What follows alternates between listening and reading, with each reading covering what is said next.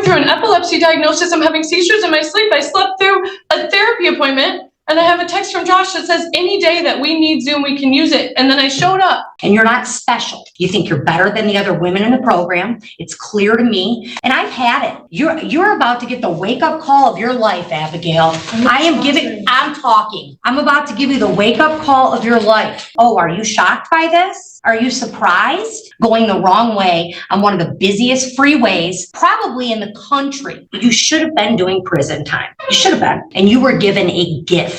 And you have squandered it. I mean, if it's not going to matter, it doesn't. Does my face look like it's going to matter? No, it really doesn't. Okay, you're about to go in just about 3 minutes. I was throwing up all week. I haven't eaten in 6 days. That's why I missed on Wednesday. I'm talking. I'm going through an epilepsy diagnosis. I'm having seizures in my sleep. I slept through a therapy appointment. And you're throwing up I'm done. for days on I don't want to hear anything else. All right. To the allegation you failed to appear for your appointment with the probation officer scheduled at 8 a.m. on December 18th. How do you plead? Guilty.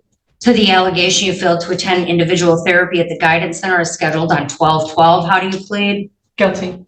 And then we're doing and to the allegation you failed to attend your individual therapy on 12/13. How do you plead? Not guilty. All right. All right, I'm going to accept the 2 guilty pleas as knowing and voluntarily given. All right. So I saw you, Abigail, on the 10th. And on the 10th, I let you turn yourself in for a day next door. I let you turn yourself in because I care more about your job than you do. So then the day after that, I do this on Tuesday. You miss your guidance, your therapy appointment on Thursday. And then you miss your appointment with Kara yesterday. And it's like I don't know what you were thinking. Abigail, we've had trouble with you since you came in. It's not use violations. Oh, are you shocked by this? Are you surprised? Well, you should not be. You have consistently, if I count your violations, like I know that we're on number 7, but if you look at them, number 7's 3. Number 6 was 1, 2, 3, 4, right? I mean, it's like Kara's bunching them because it makes sense when you have that many violations in a short period of time.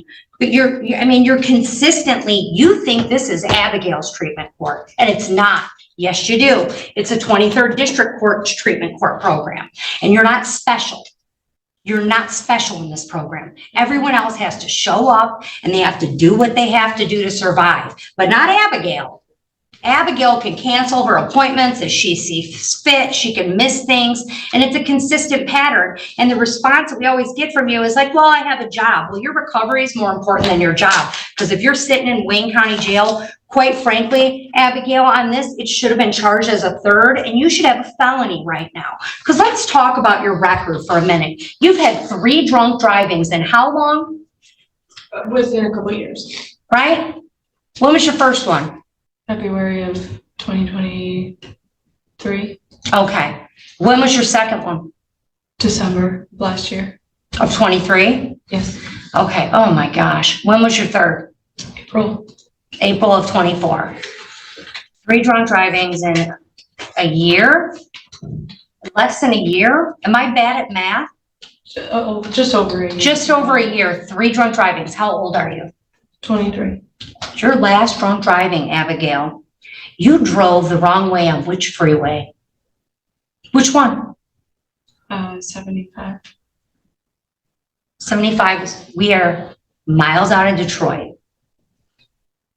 One of the busiest freeways in the state of Michigan, and one of the busiest areas in the state of Michigan.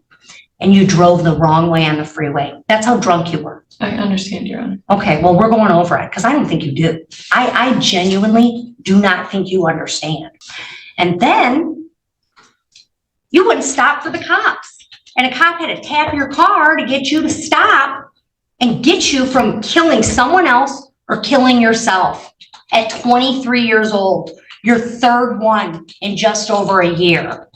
And you got a gift. One, you got your life. You're not dead.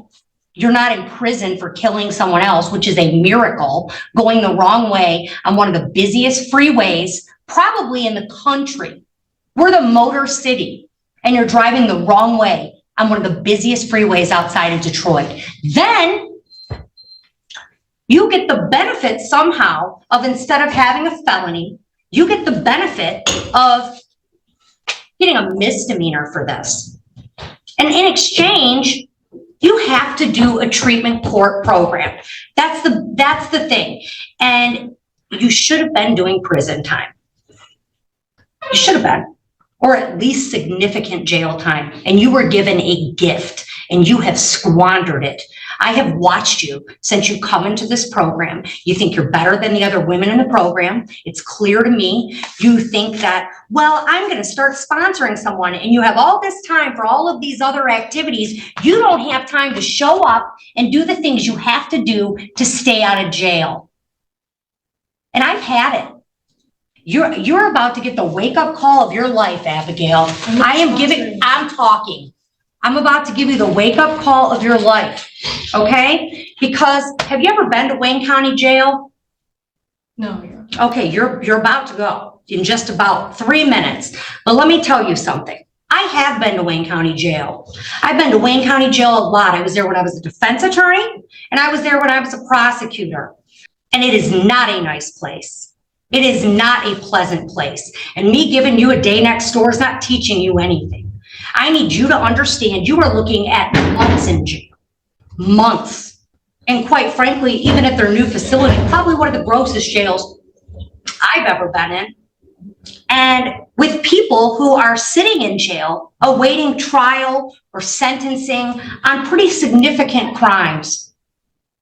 And you'll probably think you're better than them. And you're not, Abigail, because that's where you should be. So you are getting the wake-up call of your life. You're going to sit down in the Wayne County Jail. What's your rec? 3 days. 5 days. You're doing 5 days in the Wayne County Jail. You got nothing else to do? Forget your job, forget everything else, Abigail. I want you to understand this. I want you to really reflect on the next 5 days. I want you to sit there and think, is that the life you want? Or do you want to comply? I'm talking. You can either comply with this program and get it together, or you can go do your 90. It makes no difference to me.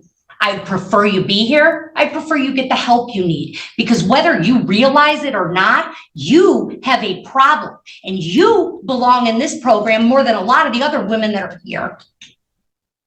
Because what you have done on these 3 offenses is abysmal. It's terrifying. You're doing your 5 days at the Wayne County Jail. I'm writing no early release. You're gonna really reflect. You'll be out for Christmas. My gut tells me to give you 7, and I don't know that you deserve that yet. You're going in right now. You'll get out in 5 days. No early release. I can't explain the... No, I don't need it. I don't care what you want. Okay, go ahead, Al. Go ahead. Let's see if we can get you up to 7 days. Tell me what you got. I mean, if it's not going to matter, it doesn't. Does my face look like it's going to matter? No, it really doesn't. I had a lot of really nice things to say about the program. I really appreciate being here. I understand that what I did is absolutely horrible. I feel awful about it every single day.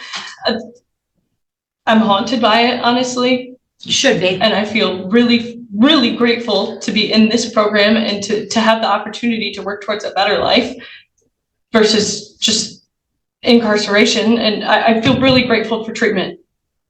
Well, show up and do the program, or go sit in jail. That's your option. I was And when you throwing come up back- all week. I haven't eaten in 6 Abigail. days. That's why I missed on Wednesday. Abigail, listen to me.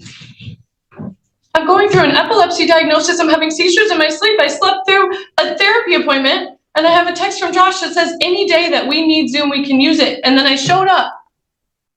And then he told me that we couldn't use it. It was a misunderstanding, miscommunication on his part or mine. I don't know, but I genuinely, I took everything into account the last time I was in front of you, and I took And it to then you heart. immediately missed another appointment, and you're, Throwing up I'm for done. days on I don't want to hear anything else. I'll mark your file medical. Enjoy your 5 days in the Wayne County Jail. When you come back, you can tell me whether you want to be here or whether you want to give your spot up for someone Who's earned it? There was a hearing date for the. I don't care about the other violation, dismiss it. All right, come on up. Miss Heiss, I need you real quick at the podium. I need to give you your appeal rights.